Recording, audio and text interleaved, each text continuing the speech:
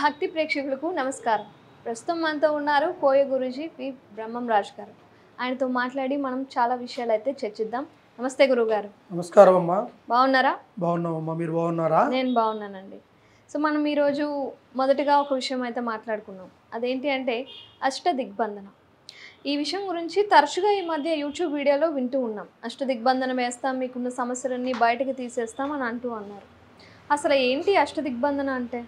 ఓం పెద్ద ఉసాయి పేరంటాలు సమ్మక్క సారక తల్లి వనదుర్గత కనకదేవత అమ్మవారు ఓం పెద్ద ఉసాయి అనుగ్రహం. ఓం శ్రీ మాత్రే నమః. అమ్మా,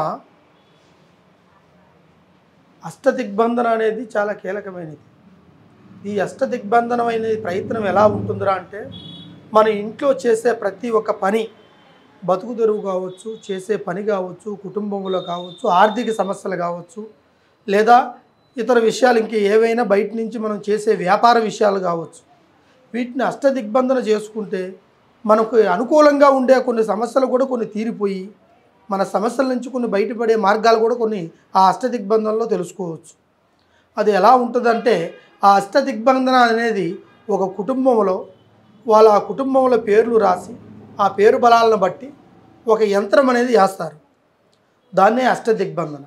దానికి 4 దిక్కుల 4 స్తంభాలని పాతి దాని ప్రయోగమైన ప్రయత్నాలు మన మనసులో అనుకున్న కోరికలు ఏముంటాయో దానికి సంబంధించినట్టుగా కొన్ని మనం ఖచ్చితంగా ఆడపెట్టి పసుపు కుంకాలతో ముగ్గు వేసి ఆ అష్టదిగ్బంధనలో చేయాల్సిన కొన్ని పనులు, మన ఇంట్లో వాళ్ళు కూడా కొంతమంది మన మాట వినరు, చెప్పిన మాట వినకుండా పోవడానికి కొంతమంది ఉంటారు. అట్లా కొంతమంది అయితే వ్యాపారాలు చేస్తూ ఆ వ్యాపారాల అభివృద్ధిలోకి రాకుండా నష్టపరిహారాలు జరగడం, కొంతమంది బిజినెస్లు పెట్టుకొని దానివల్ల కొంచెం మరికి నష్టపరిహారాలు రావడం, ఇలాగా కొన్ని సమస్యల్లో ఉంటారు కొన్ని కుటుంబంలో.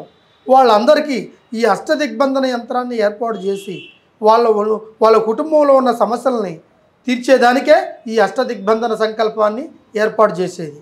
అందులో ప్రతి ఒక్కరికి కొన్ని సమస్యలు ఉంటాయి, కొన్ని చెప్పుకోలేని బాధలు ఉంటాయి, కొన్ని కుటుంబ సమస్యలు కూడా కొన్ని ఉంటాయి వాళ్ళకి.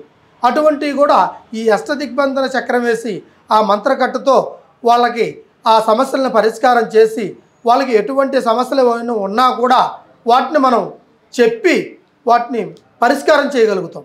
ఆ పరిష్కారంలో వాళ్ళు కొన్ని పనులు చేసే విధానాలను బట్టి, కొన్ని ఆలోచనల బట్టి, దాన్ని బట్టి మనం ఏ పరిష్కారమైనా మనం చేసి సంపూర్ణంగా చేయగలుగుతాం. అయితే ఈ అష్టదిగ్బంధనలో కొంతమంది ఏమేమో ప్రయోగాలు చేస్తుంటారు కదా అని కొంతమంది భయపడుతూ ఉంటారు. కానీ ఇది భయపడే విషయాలు కావు.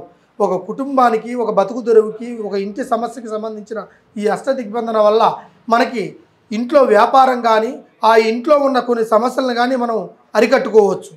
ఆ అష్టదిగ్బంధన వల్ల రేపు ఫ్యూచర్లో వాళ్ళు అనుకున్న ప్రతి ఒక్క ప్రక్రియని వాళ్ళు స్వాధీనం చేసుకొని వాళ్ళు ఆ విధమైన ప్రయత్నంలో చేసుకుంటే ఖచ్చితంగా ఈ అష్టదిగ్బంధన వల్ల ఆ కుటుంబం వెళ్ళవేళలా వాళ్ళకి అష్టైశ్వర్యాలు, భోగభాగ్యాలు, సంసారంలో కొన్ని చికాకులు ఇవన్నీ తీరిపోయి వాళ్ళకి ప్రశాంతత, మనశ్శాంతి, ఆరోగ్య బలము, ధనబలము, ధాన్య బలము, కుటుంబ బలము, ఐక్యత బలము, ఆరోగ్య బలము ఇవన్నీ కలిసి వచ్చే మార్గంలోనే ఉండేయే ఈ అష్టదిగ్బంధన. దీనివల్ల రేపు వాళ్ళ ఫ్యూచర్లో కూడా కుటుంబంలో ఏ పని చేసినా వాళ్ళకి కలిసి వస్తుంది, ఏ కార్యమైనా కూడా అనుకూలంగా ఉంటుంది, మనశ్శాంతి, అనుకున్న పనిలో కూడా వాళ్ళ ఆలోచనలు కరెక్ట్గా పనిచేస్తాయి.